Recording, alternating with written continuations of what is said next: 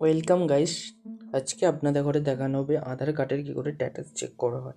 আপনারা আধার card online সেন্টারে গিয়ে যে কোনো কিছু আপডেট করলে বা তার স্ট্যাটাস চেক করতে হয় বা আপনার আধার কার্ডটা হয়েছে কি হয়নি জানার জন্য চলুন আপনাদের ঘরে এনরোলমেন্ট নাম্বার দিয়ে কী করে আধার কার্ডের স্ট্যাটাস চেক করা হয় সেটা আপনাদের ঘরে দেখিয়ে দেওয়া হচ্ছে। চলুন গুগল কমে চলে গেলাম, যাওয়ার পর এখানে ইউআইডিআই লিখে সার্চ করলাম, এরপর ইউআইডিআই ফার্স্ট পেজ ক্লিক করলাম, ভাষা সিলেক্ট করে নিলাম ইংলিশ। এখানে দেখুন প্রথমে একটা চেক আধার আপডেট স্ট্যাটাস, এখানে ক্লিক করলেন। এখানে আপনারা এসআরএম নাম্বার দিয়েও চেক করতে পারেন, ইউআর নাম্বার দিয়েও চেক করতে পারেন বা এনরোলমেন্ট নাম্বার। আপনি যে কোনো এনরোলমেন্ট সেন্টারে আধার করলে এনরোলমেন্ট নাম্বারই পাওয়া যাবে। এখানে আপনারা এনরোলমেন্ট নাম্বার চলুন ফিল আপ করে নিচ্ছি। দেখুন আমি ফিল আপ করে নিয়েছি 14 এনরোলমেন্ট।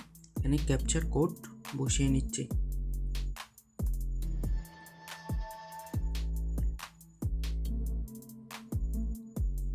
সাবমিটে ক্লিক করছি।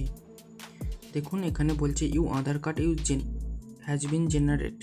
আধার কার্ড হয়ে গেছে। আপনারা সম্পূর্ণভাবে আধার কার্ড বাই পোস্টের মাধ্যমে আপনাদের কাছে পাঠিয়ে দেওয়া হয়েছে।